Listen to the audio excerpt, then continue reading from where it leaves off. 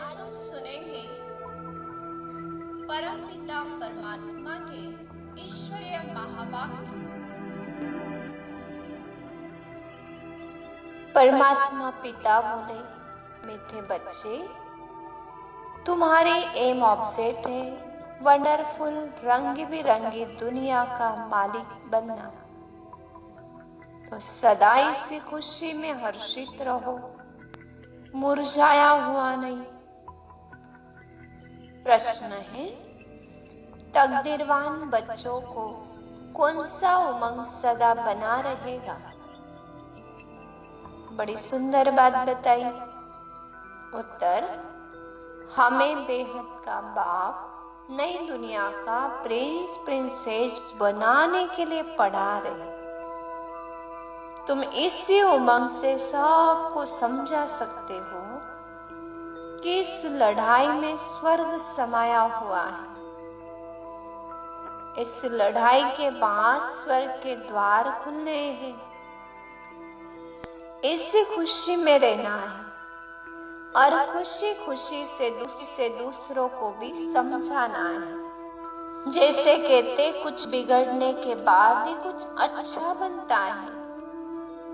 तो इस महाभारत लड़ाई में ही सत्य की दुनिया समाई है। तुम वंडर ऑफ वर्ल्ड के लिए अपनी तकदीर अनुसार पुरुषार्थ करते हो।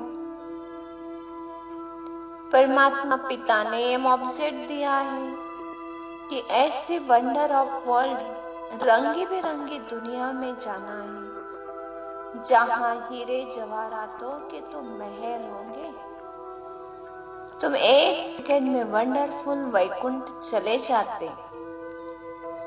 मन और बुद्धि से उस दैवी दुनिया का साक्षात्कार करें। कैसे वहां महल होंगे, खेलते रास विलास करते, कैसी वो सुंदर वंडरफुल दुनिया होगी। तुम्हें बहुत हर्षित रहना है। ओहो, हम तो वंडर ऑफ वर्ल्ड स्वर्ग के मालिक बने हैं। देखो, भूल जाएंगे तो माया मुरझा भी देंगी। अभी उस वर्ल्ड की स्थापना परमात्मा पिता करा रहे। और विशेष बात, वंडर ऑफ वर्ल्ड का प्रथम प्रिंस श्री कृष्ण है। अब खुशी से तुम्हें सबको समझाना भी है कि श्री कृष्ण आ रहे हैं। कृष्ण का राज्य फिर से स्थापन हो रहा है। ये सुनकर भारतवासियों को और खुशी होगी। इस सेवा के लिए जन्माष्टमी का सुअवसर बहुत नजदीक आ रहा।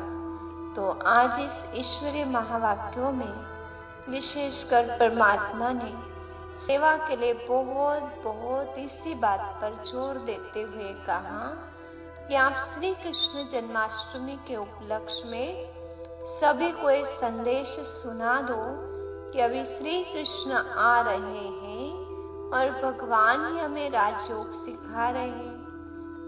भारत जो पैराडाइज बनना है, उसका मालिक है प्रथम श्री कृष्ण।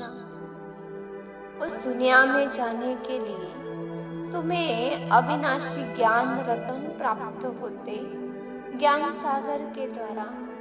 तो तुम्हें इन रत्नों की बहुत वैल्यू भी होनी चाहिए। दूसरा, पुरुषार्थ के लिए पवित्रता मुख्य। तुम डबल सिरताज देवता बने। तुम बच्चों को खुशी में रहना चाहिए ना। किस बात की? जैसे जन्माष्टमी पर लोग नए नए कपड़े पहनते हैं, बड़ी धूमधाम से मनाते, तो तुम्हें खुशी है कि हम अब ये पुराना शरीर छोड़कर सत्य की दुनिया में जाकर नई कंचन काया प्राप्त करने वाले हैं। है ना खुशी? हम एक दिन की खुशी नहीं मनाते हैं, किंतु हमारी खुशी अविनाशी है। कंचन काया का अर्थ है स्वर्ण काया, जहां आत्मा भी पवित्र और देह भी पवित्र बनेगी, जहां तन में न कोई रोग न मन में बेचैनी, ऐसे कंचन काया, किंतु बनेगी कैसे? तो उसका उपाय बताया कि परमात्मा की याद में रहने से आत्मा पावन बनते जाती, और पावन आत्मा के लिए फिर नेक्स्ट देह भी पावन और अच्छा मिलता है। वहां सृष्टि भी सतो प्रधान होती है। इस समय परमात्मा कहते हैं, अब मैं आया हूं तुम्हें सुंदर बनाने के लिए, तो तुम बच्चों की चलन भी बड़ी फर्स्ट क्लास होनी चाहिए, तुम्हारे मुख से रतन निकलने चाहिए। तुम बच्चों को नशा कौन सा पता है? कि हम भारतवासी परिस्थानी थे, और अब का नशा हमको भगवान पढ़ाते हैं। ऐसी होगी हमारी सत्यों की दुनिया, और ऐसी दुनिया में जाने के लिए अब क्या पुरुषार्थ करना है, वो हमें प्यारे पिता ने वरदान में बताया कि अब बाप दादा के दिल तख्त नशीन बन जाओ। वरदान है, पुरानी देह और दुनिया को भूलने वाले बाप दादा के दिल तख्त नशीन भव। पुरानी देह और दुनिया को भूलने वाले बाप दादा के दिल तख्त नशीन भव। संगम युगी श्रेष्ठ आत्माओं का स्थान है ही बाप दादा का दिल तख्त। ऐसा तख्त सारे कल्प में नहीं मिल सकता। विश्व के राज्य का व स्टेट के राज्य का तख्त तो मिलेगा, मिलता रहेगा, लेकिन ये तख्त नहीं मिलेगा।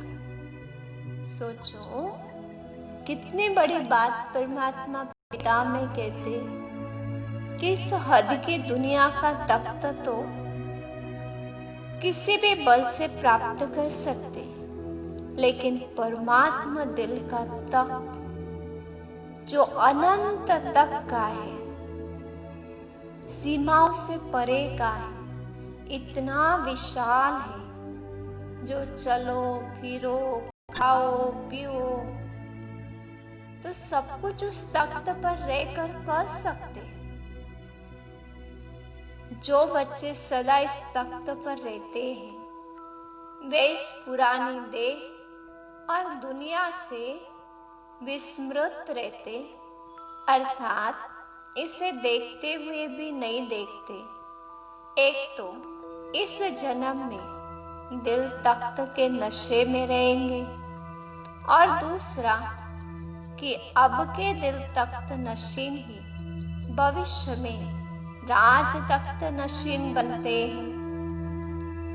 आज तो बड़ी खुशी की बात पावन बताई कि तुम किसी को भी इतना ही बताओ कि गोल्डन एज में तुम्हें खुदा के पास जाना है, ऐसा किसी को भी सुनाओ तो वे आत्माएं स्वयं भविष्य के तख्त के नशे में रहती, इसलिए उन्हें पुरानी देह और दुनिया को भूलना सहज हो जाता है। लास्ट स्लोगन में कहा, हद के नाम मान शान के पीछे दौड़ लगाना, अर्थात परछाई के पीछे पड़ना, अर्थात क्षणिक मान शान और नाम की दौड़ उन्हें चाहिए कि परछाई के पीछे न पड़ते हुए जो भी चाहिए वो बाप से अधिकार के रूप में प्राप्त तो हो ही चुका है। तो इस कलयुगी दुनिया में नाम मान शान को छोड़ बस एक मौलाई मस्ती का अनुभव करें।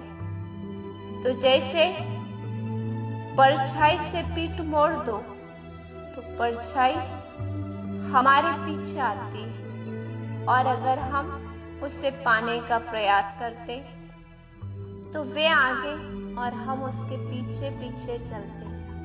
हम तो परमात्मा दिल तख्त नशीन बच्चे ना, इस नशे में रहना है। ओम शांति।